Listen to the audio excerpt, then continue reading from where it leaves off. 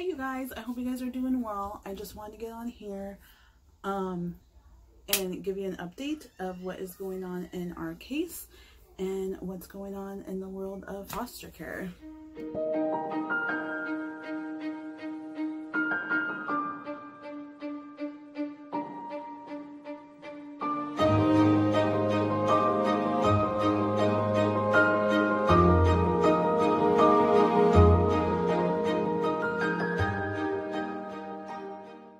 Alright, I just want to remind you guys to like and subscribe to this channel. My channel, well, let me introduce myself really quick. I am Anna. I am a foster parent, and this channel has a little bit of travel, a little bit of fostering, and just everyday life that I have going on. I work for a major airline, so you'll find content about the airline, about travel, things like that. But let's just get started. Right. So there's a couple things I want to talk about before I get into our case and stuff. As a foster parent, if you are becoming a foster parent, or if you're already a foster parent and you clicked on this video because you want to know a little bit more in detail about the court, this is a video for you. So I kind of want to go around of what I have experienced this last couple months with our cases. So right now with COVID-19, we are not having court in the courthouse. Everything is virtual.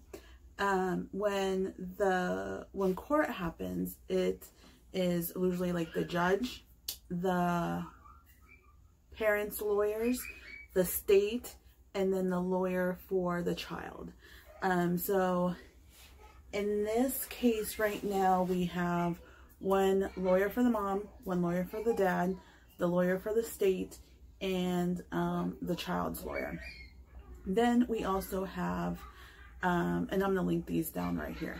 So we have the mother's lawyer, the dad's lawyer, the child's lawyer, and the state. Okay. Then on this side, we have DHS, we have CASA, which is, I don't remember what the description is, but I'll put it right here.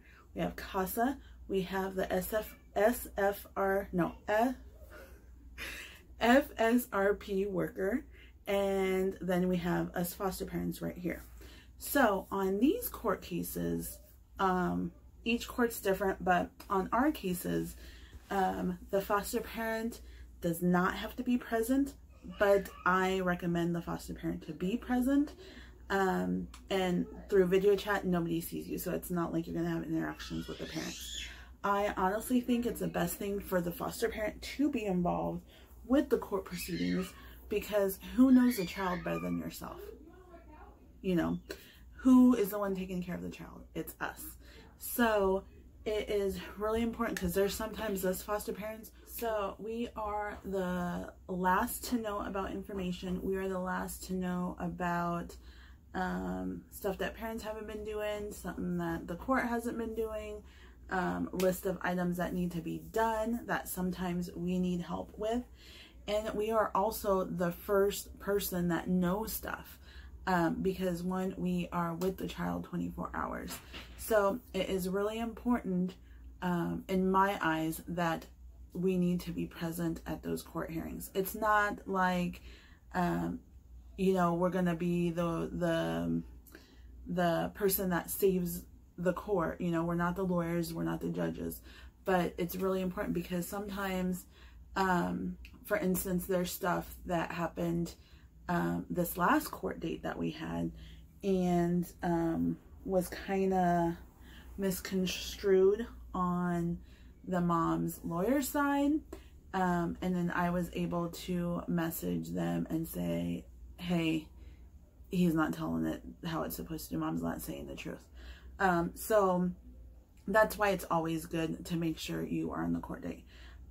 Virtual court, I think, is awesome, because one, you are not going to be face to face with the parent. Half the time, the parent, you don't want the parent to know who you are. In my aspect, in my part, I've never met mom face to face. I don't think she's ever seen me. I've never really seen mom, only through pictures. So that's one thing when you go to court. they don't know who you are. They might, some parents might, or whatever. On the other hand, dad, we are doing virtual visits with dad, and I'm the one that's doing them, and dad knows what I look like. Dad's in a whole other state, so I'm not worried about our safety or the safety of my family, but that's how it goes. So I honestly say being in court is like one of the best things. There is, like I said, there is the mom's lawyer, the dad's lawyer, and the state lawyer, and then we have two people on our side, which is the child's lawyer and then the child advocate, which is CASA. Some states may be different, but in the state of Iowa, it's CASA. And I'll put down right here what that means because I can't think of it right now.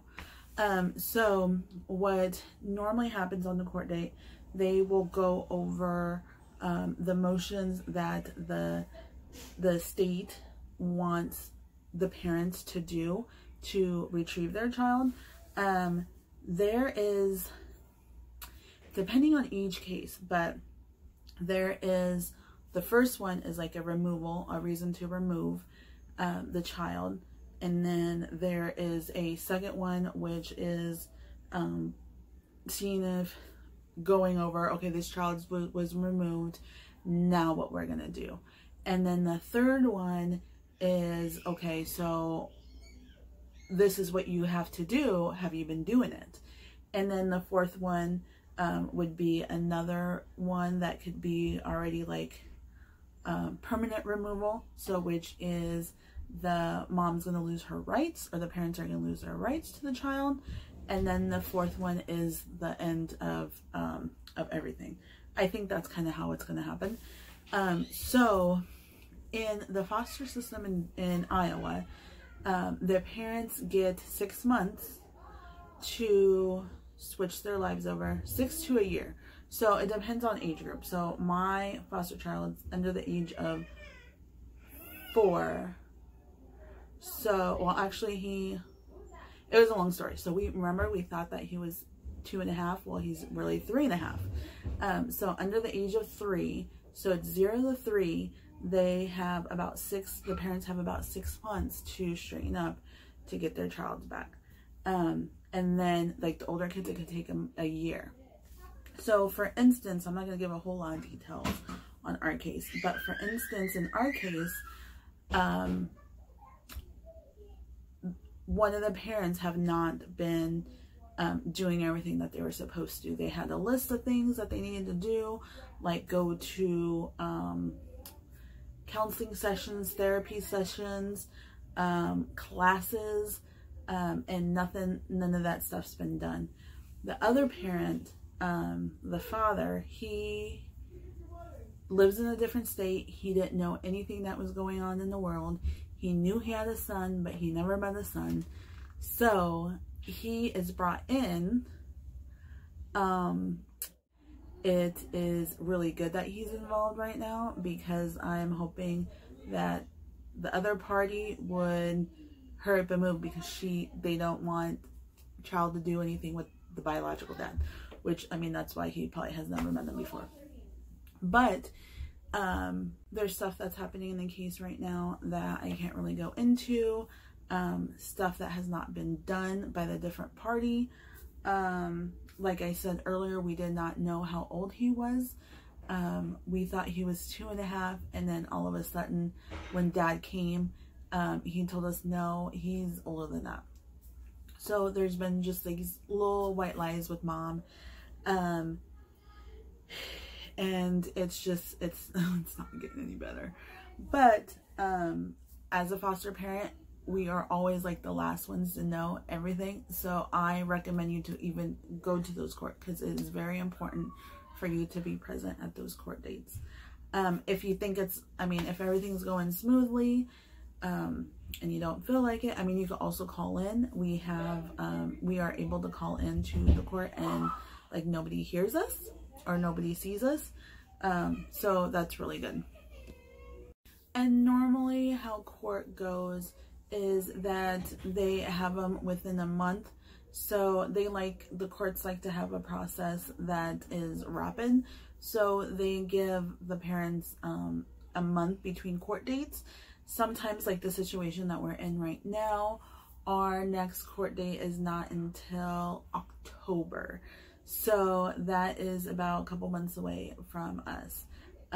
So the judge, this judge that we have right now is a very harsh and direct judge. You know, if you want your kids back, this is what you have to do.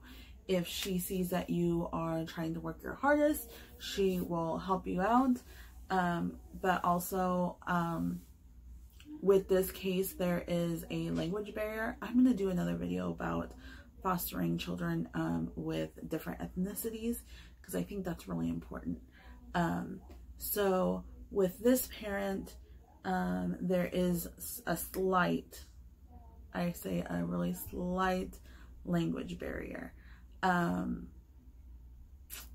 And so, I can't go into it, but with the slight language barrier, she says that she has barriers that she can't get through or go through or get help with, which in the state that we live in the county that we live in, we have tons of resources for immigrant people, from refugees, from anybody that will help. So it's not like she's going to be alone, but she feels like she's being alone. So that's just a little update on what's going on with our court.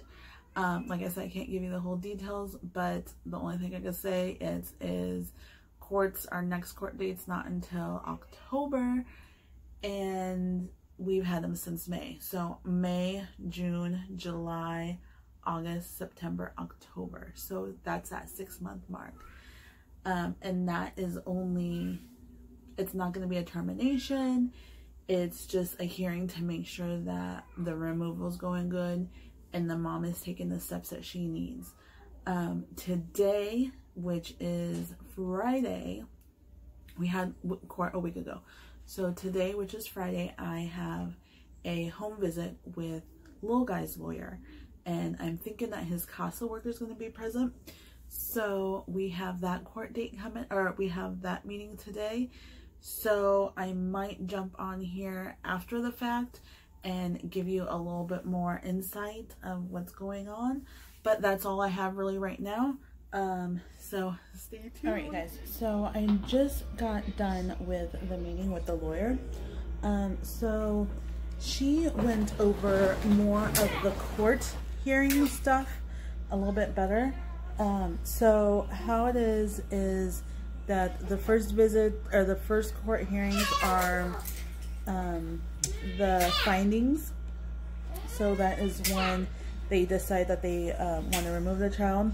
And then the next month is kind of the, like I said, kind of the information of what's the plan, what's going to happen. And then the third one, the third court, is a month later, and then that is the meeting where we see mom's progress, our parents' progress. And then after that is the next hearing is scheduled for 3 months. That is just to give mom enough time to make sure she is doing what she needs to be doing for the child and for herself.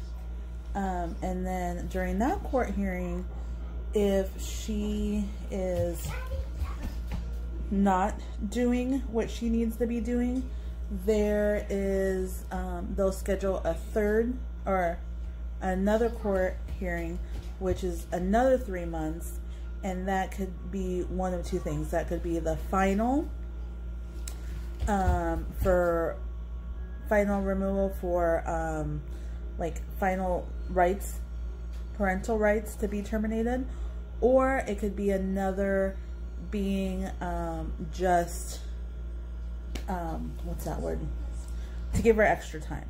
So it looks like the case with the kiddo that we have right now, since he is older, it's going to be a year-long process, versus if he is younger, it's only a 6-month process. So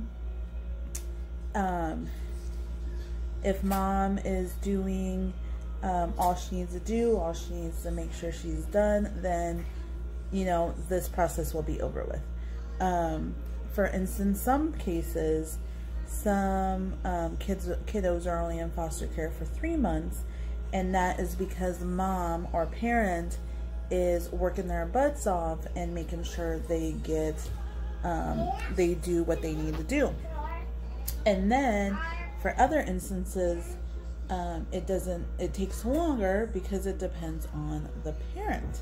So once again, it's the parent that is making the court case longer or shorter.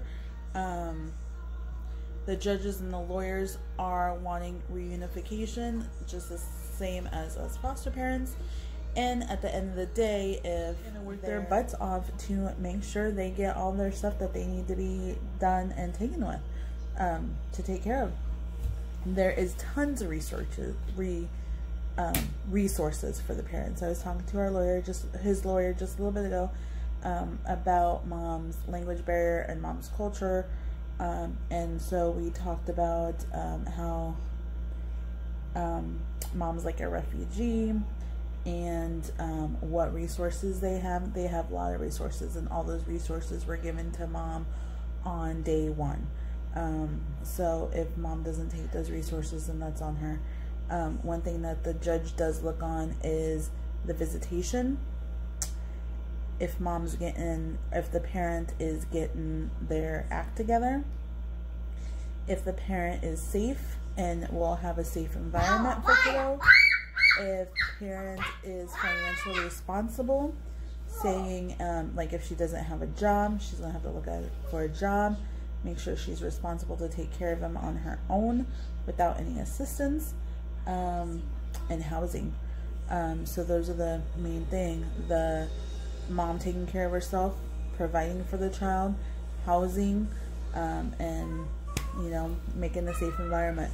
So that is how, what to expect during court, and what to expect with, you know, when you talk to your lawyer, his lawyer. I didn't really have any concerns. We didn't really have that much concerns. But it's going to be a process, and what she says, we are probably going to have him for a while. There is not really another family member that live in the state of Iowa for the kiddo. Yeah, they're going to have, there was like a grandparent or the mom's parents, but they are older. They already have other kids, or I don't know what. Biological dad's in the picture, but biological dad is not in the picture. We're just now getting him in the picture, and he lives about 10 states away from us. So he lives on the East Coast, so he doesn't have any connections to Iowa. They never had any connections to Iowa. Like and subscribe to this video, and I will have more foster care content. I'll have to do another video explaining everything else, because with COVID, all my goal settings on that goal video that I have went down the drain because we cannot travel. So just stay tuned, and we will talk later. Have a good day.